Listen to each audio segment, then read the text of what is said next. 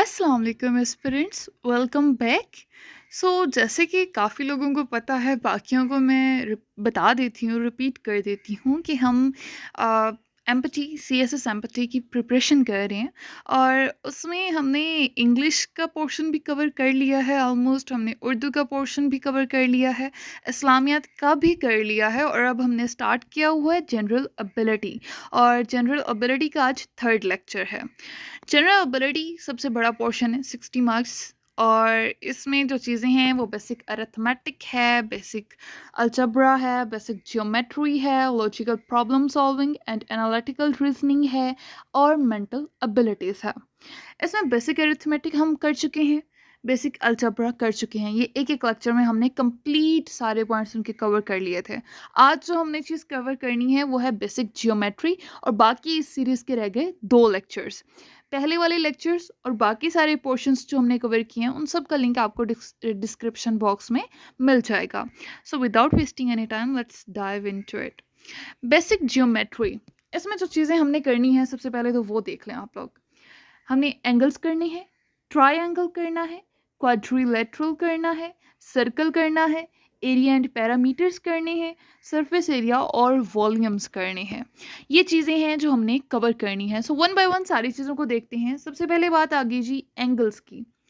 Angle, angle specifies the angular displacement of a particle और a body moving along the circle path. मतलब एक circular path में कोई body अगर move कर रही है तो किस पॉइंट पे है, उसकी डिस्प्लेसमेंट क्या है, ठीक है। उस एंगल क्या वहाँ पे बन रहा है, तो मतलब वहाँ पे कौन सी उसकी एंगुलर डिस्प्लेसमेंट है, किस जगह पे वो लोकेट कर रहा है, किस जगह पे वो स्टैंड कर रहा है, तो उसको कहते हैं angle. Union of two rays having one point is called an angle. दूसरी डेफिनेशन इसकी ये है कि दो लाइंस जो हैं उनका यूनियन, यूनियन मतलब वो जहाँ पे मीट हो रही है, मिल रही हैं, ठीक है, तो वो जो पॉइंट होगा ना जहाँ पे वो मिल रही हैं वो उनका एंगल होगा, ठीक है। The common point is called vertex of the angle and the rays are called its arms. जैसे कि यहाँ पे ये वाली एग्जांपल ले लें। यहाँ पे जो ये चीज़ है ये इसका एंगल होगा, ठीक है। इस जगह पे ये इसका एंगल होगा। ये जहाँ पे मिल रही हैं, ये जो डॉट है ये इसका वर्टेक्स ऑफ द एंगल है। और ये जो दोनों, ये लाइन एक इस साइड पे जा रही है, एक इस साइड पे जा रही है, ये दोनों इसकी आर्म्स हैं, ठीक है। उसके बाद यूनिट्स ऑफ एंगल की बात करें तो the units of angles are degree. कौन कौन से यूनिट्स हैं? डिग्री है, रेडियन है, और स्टीरा रेडियन है। डिग्री, रेडियन और स्टीरा रेडियन। डिग्री को हम कैसे डिफाइन कर सकते हैं कि if the circumference of a circle is divided into 360 equal parts, then each part is termed as a degree. यानी एक जो पूरा एक सर्कल है, ये एक पूरा सर्कल हो गया, इसको अगर हम 360 हिस्सों में डिवाइड कर दें, ठीक है, जब 360 हिस्सों में डिवाइड करेंगे तो उसका हर एक हिस्सा डिग्री कहलाएगा।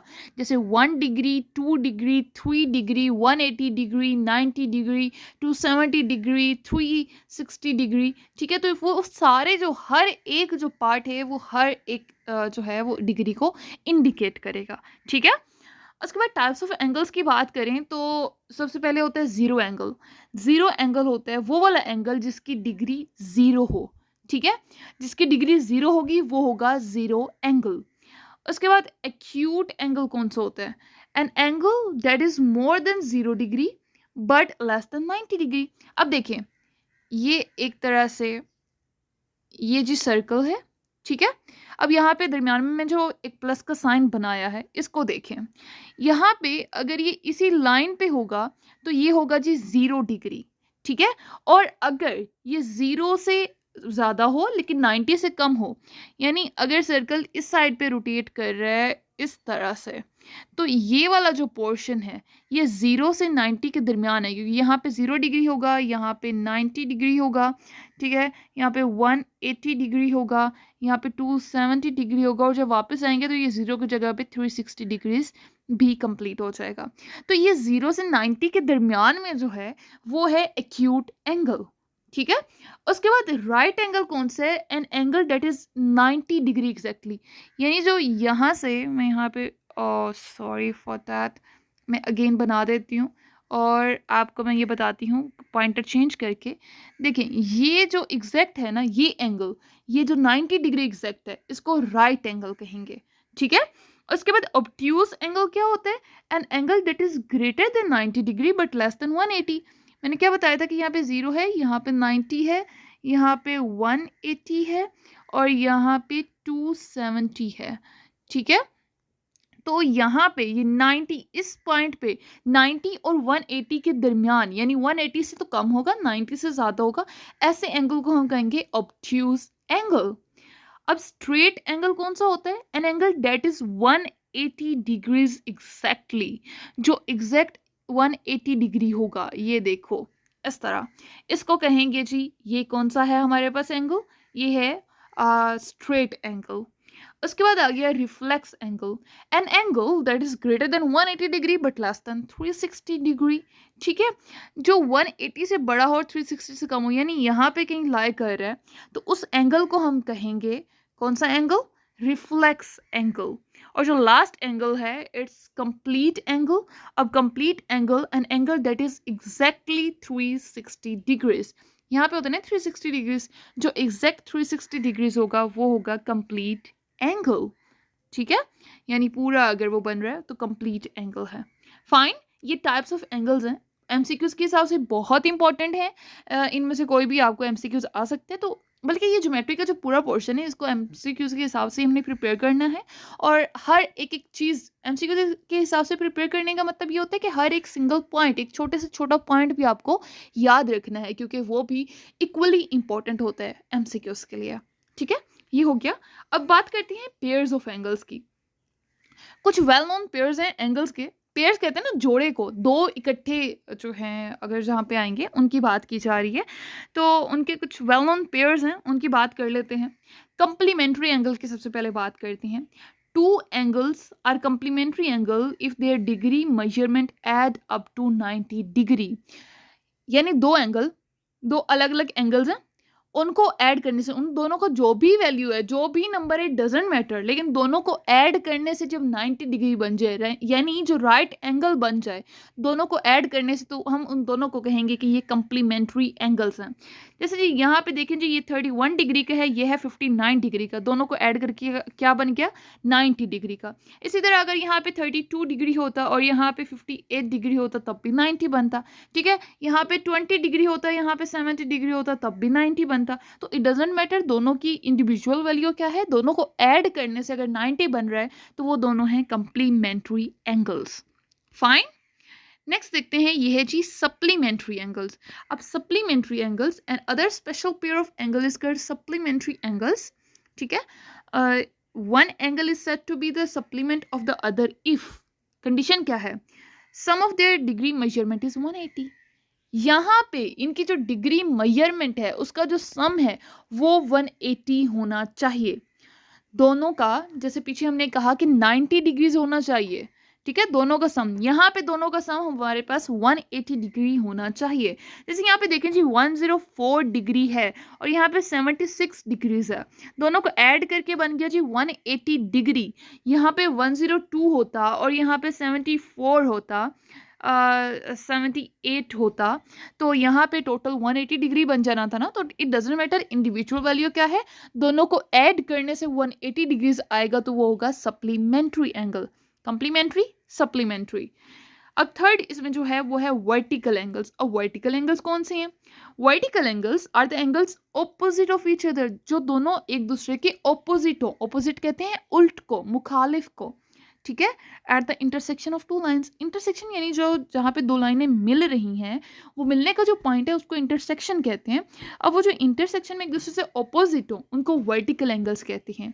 दे आर कॉल्ड वर्टिकल एंगल्स। इनको वर्टिकल एंगल कहा जाता है, क्यों? Because they share a common vertex, यानी इनमें एक कॉमन वर्टेक्स होती है। वर्टेक्स एक लाइन को कहते हैं, इनमें एक कॉमन लाइन होती है, ठीक है। Vertical angles always have equal measures, इनके हमेशा इक्वल मेजर्स होंगे, यानी दोनों जो एंगल आपस में वर्टिकल हैं, दोनों की जो मेजर्स हैं, दोनों की जो डिग्रीज हैं, वो दोनों सेम होंगी, एग्जैक्ट। एंगल जे के एल, अब यहाँ पे देखें जी, एंगल जो जे के और एल बन रहा है, यहाँ पे ये जे के और एल जो एंगल बन रहा है, इनके दरमियान जो ये वाला एंगल है, ठीक है। और दूसरी तरफ अगर एंगल की हम बात करें, यहाँ पे मैं पॉइंटर चेंज करती हूँ, एम के और एन जो यहाँ पे एंगल बन रहा है, तो ये दोनों आपस में वर्टिकल हैं। यहाँ पे देखें कि एक दूसरे के बिल्कुल इनकी मेजरमेंट एग्जैक्ट सेम है, ठीक है। कॉमन वर्टेक्स भी है ये वाली, ठीक है, और एक दूसरे के ऑपोजिट भी हैं, ये भी कॉमन वर्टेक्स में आ गए, ठीक है। तो ये इनको कहते हैं, क्या कहते हैं, इनको कहते हैं वर्टिकल एंगल्स। दूसरा यहाँ पे पेयर देख लें जो आपस में वर्टिकल हैं, वो है जे के एम। पहला पेयर ये हो गया, यहाँ पे देखें जी ये इनका एंगल है। और दूसरे पेयर की बात करें तो ये वाला जो है हमारे पास कौन कौन सा है, एल के और एन, यहाँ पे जो एंगल बन रहा है, तो ये भी आपस में वर्टिकल है। Next alternate angles. अब अल्टरनेट एंगल्स कौन से हैं, अल्टरनेट एंगल्स आर इक्वल, ये बराबर होते हैं when a transversal intersects two parallel lines, यानी जब एक और लाइन दो पैरेलल लाइन को इंटरसेक्ट कर रही है इस तरह से, ठीक है, उन दोनों को कर रही है इंटरसेक्ट, उनमें से गुजर के जा रही है, तो उनको दो एंगल आपस में इक्वल होंगे और उनको कहा जाता है alternate angles. They are the angles on opposite side of the transversal, यानी ये देखो ना, ये जो ट्रांसवर्सल ये जो लाइन आ रही है इसके ऑपोजिट साइड्स पे हैं, ठीक है, एक यहाँ है एक वहाँ है। इन द फिगर एंगल 1, ये एंगल 1 है, and angle 2 is a pair of alternate angles, ये अल्टरनेट एंगल्स हैं। देखिए ना यहाँ पे बिल्कुल सेम एंगल जो यहाँ पे बन रहा है मेजरमेंट वही यहाँ पे, दोनों आपस में बराबर हैं, ठीक है, और एक दूसरे के ऑपोजिट है। एक अगर इस साइड पे बन रहा है ट्रांसवर्स के, तो दूसरा ट्रांसवर्स के इस साइड पे बन रहा है ट्रांसवर्सल के, ठीक है। तो इस लिहाज से ये आपस में अल्टरनेट एंगल्स है, ठीक है। और दूसरी तरफ अगर हम बात करें तो यहाँ देखें ये जो एंगल 4 है इसका और एंगल 3 का, ये दोनों का भी बिल्कुल सेम मेजरमेंट है और एक दूसरे के ऑपोजिट भी हैं, और इन दोनों को कहा जाता है कौन से एंगल्स, अल्टरनेट एंगल्स। 3 और 4 आपस में अल्टरनेट है एंड 1 एंड 2 आपस में अल्टरनेट हैं। नेक्स्ट इसके लास्ट काइंड देखते हैं, वो है corresponding angles. Corresponding angles are the pairs of equal angles, equal angle का पेयर है on the same side of the transversal and on corresponding side of the two parallel lines. मतलब ये same side पे, हमने इसमें बात की थी ना ऑपोजिट साइड की, लेकिन इसमें सेम साइड पे ये दोनों होंगे एंगल्स, ठीक है, और इक्वल भी होंगे, या and on corresponding sides of two parallel lines, दो पैरेलल लाइंस जो हैं उनकी कोरिस्पॉन्डिंग जो साइड्स हैं उन पे होंगे।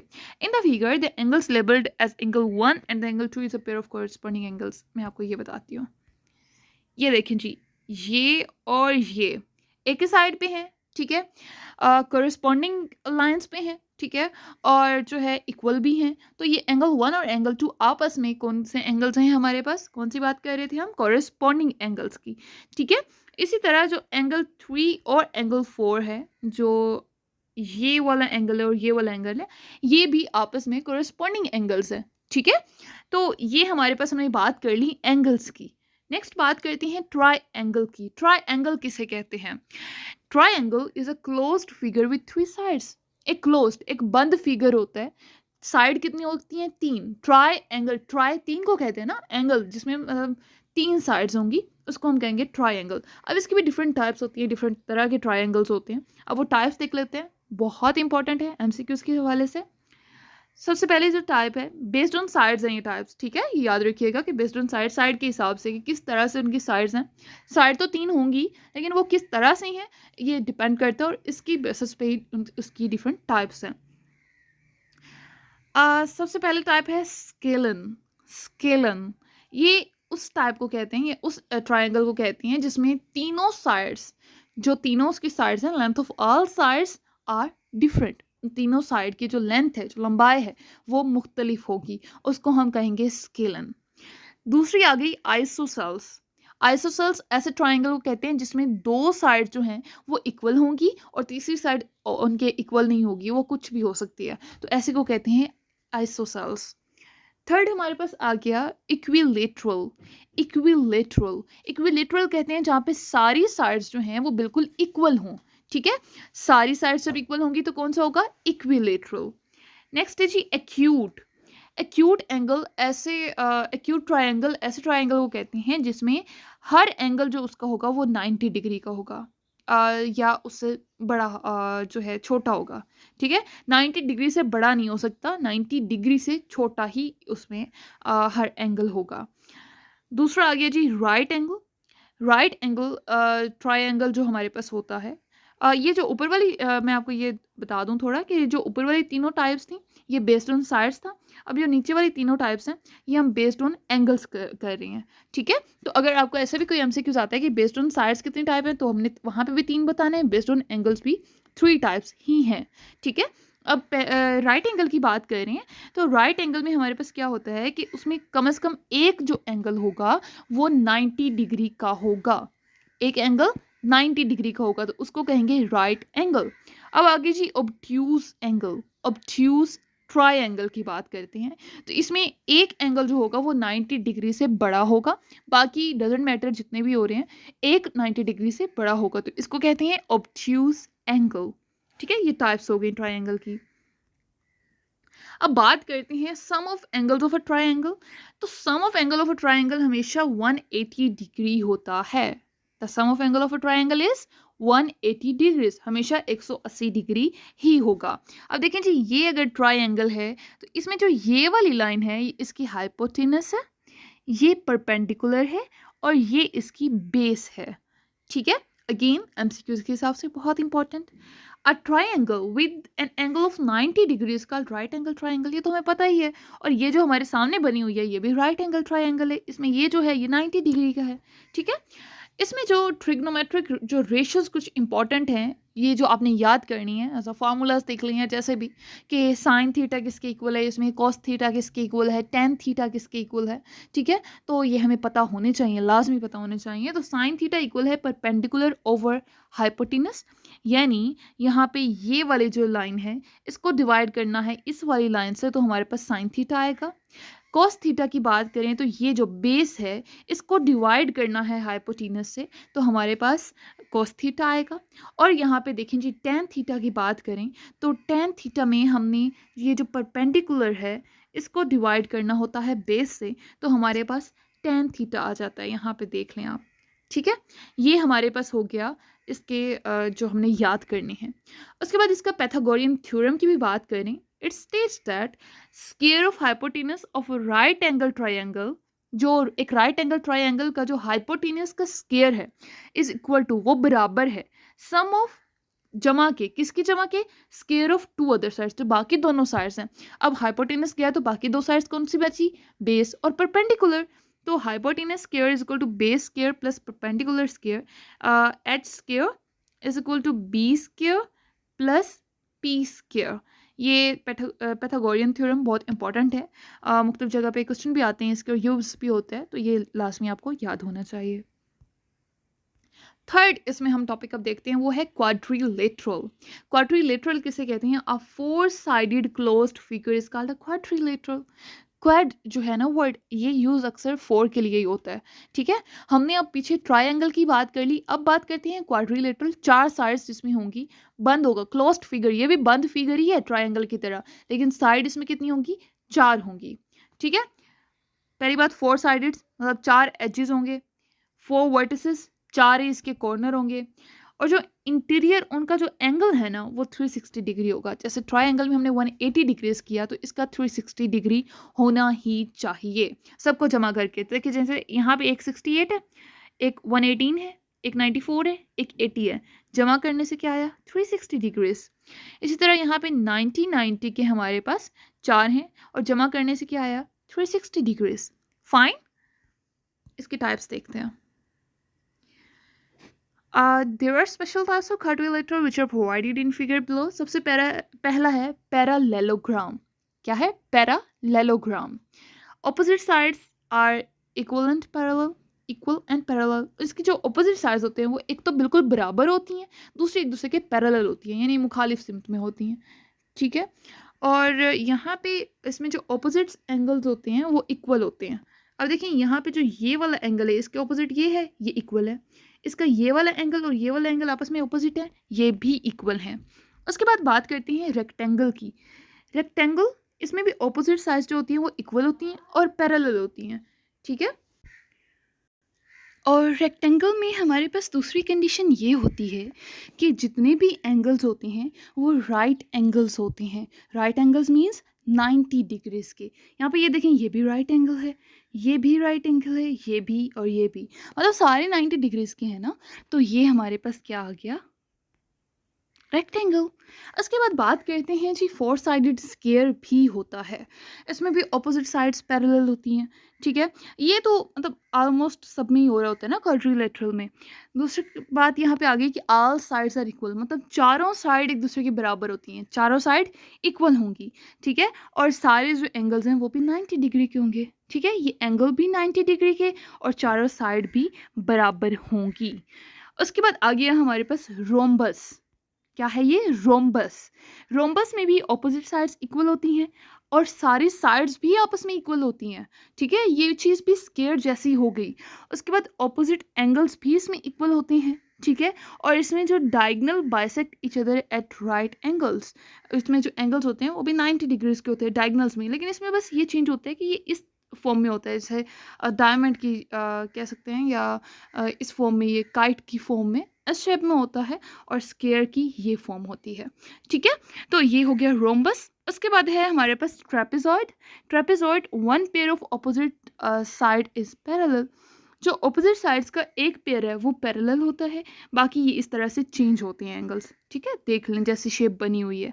उसके बाद हमारे पास आ गया काइट। काइट जो है, two pairs of adjacent sides are equal. Adjacent side के जो दो पेयर हैं वो आपस में इक्वल होते हैं, जैसे ये दोनों इक्वल हैं आपस में और ये वाले दोनों आपस में इक्वल हैं। One pair of opposite sides are equal, उनका जो ऑपोजिट साइड का एक पेयर इक्वल होगा। One diagonal bisects the other, एक डायगोनल दूसरे को बाइसेक्ट कर रहे हैं, ठीक है, और आगे जा रहे हैं। और इसमें जो diagonals intersect at right angle 90 degree, ठीक है। उसमें 90 डिग्री का, जैसे ये वाला, ये डायगोनल्स हैं, ये वाला देखिए, और इसमें जो है ये 90 डिग्री का ही हमारे पास एंगल बनेगा, राइट एंगल बनेगा। तो ये शेप्स आपने याद रखनी है, इनकी प्रॉपर्टीज़ याद करनी है, कोई बड़ी बात नहीं, रॉकेट साइंस नहीं है, इजली याद हो जाएंगी, ठीक है। उसके बाद हमारे पास नेक्स्ट जो चीज़ है वो है सर्कल। सर्कल क्या होता है, a set of points equi distant from a central point. एक ऐसा सेट ऑफ पॉइंट है जिसमें सारी जो पॉइंट्स हैं वो सेंटर से इक्वी डिस्टेंट हो, यानी उनकी जो डिस्टेंस है वो बराबर हो। अगर ये सेंटर पॉइंट है तो यहाँ से यहाँ तक का रास्ता, यहाँ से यहाँ तक का, यहाँ से यहाँ तक का, सबका सेम हो, तो उसको कहते हैं circle. The length of boundary of circle, उसकी जो लेंथ है बाउंड्री की, ये उसकी बाउंड्री है ना, बाउंड्री किसे कहते हैं, चार दीवारी को। तो उसकी जो बाउंड्री की जो लेंथ है सर्कल की, उसको कहते हैं सर्कमफेरेंस, और ये डिनोटेड बाय सी, ठीक है। The line meeting circumference at two points and passing through centre of the circle, इसका डायामीटर। डायामीटर जी ये है, ये बाउंड्री लाइन हो गई, और ये जो है इसका, ये इसका डायामीटर है। Half of diameter is called radius. जो डायमीटर का आधा है वो क्या कहलाता है, रेडियस कहलाता है। ये कुछ सर्कल के पॉइंट्स हैं, बस यही आपको याद रखने हैं, बाकी हमें बहुत डिटेल में जाने की ज़रूरत हरगिज़ नहीं है। हम बात कर लेते हैं एरिया एंड पैरामीटर्स की। ये आपको फार्मूलाज होंगे कुछ जो कि आपको याद रखने होंगे, और ये आपको एमसीक्यूज की फॉर्म में पूछा जा सकता है कि जी फलां चीज़ का एरिया जो है वो कौन सा होता है, फलां चीज़ का पैरामीटर क्या होता है, ठीक है। तो यहाँ पे देखें कि जी एरिया एंड पैरामीटर, अगर ट्राई एंगल की बात करें तो इसका एरिया होता है half base multiply by height, ठीक है। Half 1/2 base multiply by height, ये हमारे पास है ना ट्राई एंगल। तो इसमें जो है ये बेस को मल्टीप्लाई करना है हाइट से और इसका हाफ कर देना है, तो ये हमारे पास होता है ट्राई एंगल का एरिया। उसके बाद पैरामीटर की बात करें तो इसकी सारी साइड्स का जो सम होता है वो होता है पैरामीटर, यानी ये इसकी जो साइड्स हैं, ये वाली साइड, ये साइड, ये साइड, तीनों को जो भी हमारे पास नंबर है उनको जमा करने से हमारे पास इसका पैरामीटर आ जाएगा। अब अगर पैरेललोग्राम की बात करें, पैरेललोग्राम इस तरह की शेप थी ना, ये देखें इस तरह से, तो इस शेप का अगर बात करें तो इसका एरिया होता है बेस मल्टीप्लाई बाय हाइट, यानी इसकी ये बेस, ये हाइट, इसको मल्टीप्लाई कर दो, एरिया आ गया। और अगर पैरामीटर्स की बात करें, इसके पैरामीटर जो होते हैं वो इसके सारे साइड्स का सम होगा, इसका पैरामीटर, ठीक है। उसके बाद अगर रेक्टेंगल की बात करें हम, रेक्टेंगल किस तरह की फॉर्म में होती है, ये जी ये हमारे पास रेक्टेंगल है। तो रेक्टेंगल में जो इसकी लेंथ है और इसकी जो विड्थ है, तो इनको जब मल्टीप्लाई करेंगे तो इसका हमारे पास एरिया आ जाएगा। और अगर इसके हम पैरामीटर की बात करें तो हमने जी लेंथ प्लस विड्थ करना है और उसको 2 से मल्टीप्लाई करना है तो हमारे पास उसका पैरामीटर आ जाएगा। ठीक है, और उसके बाद पैरामीटर ऑफ अ स्क्वायर की बात करें, स्क्वायर की शेप हमारे पास ये ऐसी होती है, चारों साइड इसकी इक्वल होती हैं। ठीक है, तो इसके जो है इसको लेंथ मल्टीप्लाई बाय लेंथ, ठीक है, यानी लेंथ का स्क्वायर, जो भी हमारे पास लेंथ है, फॉर एग्जांपल यहाँ पे 2 है, उसका अगर स्केल लें या 2 मल्टीप्लाई बाय 2 कर दें तो वो हमारे पास इसका एरिया आ जाएगा। और अगर पैरामीटर की बात करें तो 4 को मल्टीप्लाई कर देना है जो भी इसकी लेंथ है उससे, जैसे 2 है तो उससे वो उसका पैरामीटर आ जाएगा। उसके बाद बात करें रोम्बस की, ये जो इस तरह की हमारे पास शेप थी, तो रोम्बस का base multiply by height, base और हाइट को जब हम मल्टीप्लाई करेंगे तो हमारे पास ये इसका एरिया आ जाएगा। और अगर पैरामीटर की बात करें तो हमने करना है 4 मल्टीप्लाई बाय लेंथ, मतलब यहाँ तक तो वही करना है काम जो स्क्वायर वाला है। ये हम दूसरे वे में भी कर सकते हैं कि length plus length multiply by 2, same बात होगी। ठीक है, ये हमारे पास रोम्बस तक हो गया। उसके बाद हम बात करते हैं ट्रेपेजियम की। ट्रेपेजियम हमारे पास जो शक्ल थी यहाँ पे, ट्रेपेजियम हमने पीछे वैसे पढ़ी नहीं है, लेकिन ट्रेपेजियम भी अक्सर आ जाता है, इसके बारे में पूछ लिया जाता है। तो इसका half multiply by sum of all parallel sides, उसका जो है मल्टीप्लाई करना है vertical distance between parallel sides, और पैरामीटर ऑफ ट्रेपेजियम हमारे पास सम ऑफ ऑल साइड्स होता है। ये जस्ट आपने एमसीक्यूज की हद तक याद करना है, इसका मतलब क्वेश्चन आपको नहीं आएगा, लेकिन ट्रेपेजियम का भी आपको ये एरिया और पैरामीटर का पता होना चाहिए कि कैसे फाइंड करते हैं। और इसके बाद सर्कल की बात करें, ठीक है, ये सर्कल हमारे पास आ गया। इसकी बात करें तो इसका अगर एरिया हमने फाइंड करना हो तो वो होता है pi multiply by radius square. Pi को हम ऐसे भी लिखते हैं और ये पी आई की फॉर्म में भी होता है, multiply by radius square R square. Radius क्या था, डायमीटर का हाफ, डायमीटर ये था और इसका हाफ हमारे पास रेडियस था। तो जी ये हमारे पास आ गया इसका एरिया। और पैरामीटर की बात करें तो उसको 2 multiply by pi multiply by radius, तो वो हमारे पास इसका पैरामीटर आ जाएगा। हमने जी कर लिया सॉरी एरिया एंड पैरामीटर। अब जी इसमें हमारे पास लास्ट जो है वो है सरफेस एरिया और वॉल्यूम। अब आप मुझे बताएं कि क्या कभी आपने बर्थडे गिफ्ट को रैप किया है? मतलब एक डब्बा जो होता है, डब्बे में कुछ भी चीज़ हो उसको रैप कभी किया है? अगर आपने किया है तो आपने वो जो चीज़ पूरी कवर की है वो उसका है सरफेस एरिया पॉलीहेड्रॉन का। ठीक है, रैपिंग पेपर से वो पूरा कवर हो गया, वो जो पूरा था वो उसका सरफेस एरिया था। ठीक है, और दूसरी बात मुझे ये बताएं, कभी ग्लास में आपने दूध डाला है? अगर डाला है तो आपने उसका जो ग्लास है उसका वॉल्यूम को फिल किया है। वो जो ग्लास में ये जो जगह है सारी वो उसका पूरा वॉल्यूम है। ठीक है, ये हो गया हमारे पास, क्या हो गया, सरफेस एरिया, और जी ये हो गया हमारे पास वॉल्यूम। ठीक है, तो surface area is exactly what it sounds like, कि जो है मतलब पूरे सरफेस का जो एरिया है। ठीक है, the sir area of all the outside surface of a 3 dimensional object. कोई भी 3 डायमेंशनल ऑब्जेक्ट है, ठीक है, 3 डायमेंशनल अब कैसा होता है, ये होता है जी 2 डायमेंशनल और जी ये होता है 3 डायमेंशनल। कोई भी 3 डायमेंशनल ऑब्जेक्ट है तो उसकी जो पूरी आउटसाइड सरफेस है उस पूरी का जो एरिया होगा वो होगा सरफेस एरिया। और वॉल्यूम क्या होगा कि volume is all of the space inside a 3 dimensional object. किसी भी ऑब्जेक्ट के अंदर जो 3 डायमेंशनल स्पेस में है उसकी जो अंदर पूरी जो स्पेस है वो उसका वॉल्यूम है। अब सरफेस एरिया की पहले बात करते हैं कि जो क्यूब होता है उसकी 6 स्क्वायर फेसेस होते हैं, 6 उसके स्क्वायर फेसेस होते हैं। ठीक है, और उसका जो हर एक फेस होता है वो 3 इंच बाय 3 इंचेस का होता है, या अगर हमने बड़ा किया है तो 4 बाय 4 का इस तरह से होगा, तो 3 बाय 3 एक स्टैंडर्ड बात कर लेते हैं। तो उसका अगर 3 बाय 3 का उसका हर एक है, उसका जो फेस है वो 3 बाय 3 का है, तो उसका जो area of her each face आएगा वो क्या होता है कि आपने दोनों को मल्टीप्लाई करना होता है, तो 3 मल्टीप्लाई विथ 3 तो 9 स्क्वायर इंचेस आ जाएगा। ठीक है, ऐसे ही आएगा ना। उसके बाद अगर हमने अब वो 9 स्क्वायर इंचेस एक का आ गया, टोटल कितनी है 6। अब 6 के 6 को अगर हम जमा करेंगे तो टोटल 54 इन जो स्क्वायर इंचेस है वो उसका सरफेस एरिया आ जाएगा। ठीक है, समझ आए इस चीज़ की। और ये बाकी वैसी चीज़ें आपको जो ये सारी चीज़ें डायग्राम में देख लें, लेकिन वहाँ पे क्योंकि एमसीक्यूज हैं तो उसमें ऐसा कुछ करना नहीं होगा। तो आपने यहाँ पे ये पहली चीज़ कर लेनी है जो मैंने आपको बताया है, आपको एक चीज़ बता दी है, एक स्टैंडर्ड फॉर्म में इस तरह से होता है। और ये इसका एक फार्मूला है जो आपको याद रखना है कि अगर क्यूब का हमने सरफेस एरिया फाइंड करना है तो उसको कैसे करेंगे कि 6 multiply by side of cube, जो भी साइड है, फॉर एग्जाम्पल 2 है उसका स्क्वायर। 2 का स्क्वायर मल्टीप्लाई बाय 6, तो हमारे पास वो उसका सरफेस एरिया आ जाएगा क्यूब का। ठीक है? अब अगर हमने सरफेस एरिया क्यूबॉइड को फाइंड करना हो तो उसका क्या आएगा, ये हमने जी फॉर्मूला याद कर लेना है। Surface area of cuboid is equal to 2, उसके अंदर जो है अब 2 को सबके साथ मल्टीप्लाई करना है, किस किसके साथ, लेंथ और विड्थ को। ठीक है, पहला। दूसरा विड्थ और हाइट, मतलब इन दोनों को मल्टीप्लाई करने से जो आ रहा है ना प्रोडक्ट, उससे। और तीसरा इसमें जमा करना है ये हाइट और लेंथ, इन दोनों को आपस में। और इनका जब सबको मल्टीप्लाई करने के बाद जब प्लस कर लेना है तो उसको 2 से मल्टीप्लाई कर देना है। अब कोई भी सिलेंडर है, सिलेंडर का अगर हमने सरफेस एरिया फाइंड करना है तो उसका फॉर्मूला हमारे पास ये होगा 2 पाई रेडियस स्क्वायर प्लस 2 पाई रेडियस हाइट। या आपस में जो ये इस तरह से साइन होता है, ये मल्टीप्लाई का होता है ना, जो स्टैटिक भी जिसे हम बोलते हैं। तो ये मल्टीप्लाई आपस में हो रही हैं, 2 पाई रेडियस स्क्वायर प्लस 2 पाई रेडियस हाइट। ये जी आ गया सिलेंडर का सरफेस एरिया। सरफेस एरिया का कंसेप्ट कंप्लीट हो गया। अब जी आ गया वॉल्यूम की बात करते हैं। वॉल्यूम भी हम तीनों को फाइंड करेंगे, क्यूब, क्यूबॉइड और सिलेंडर का।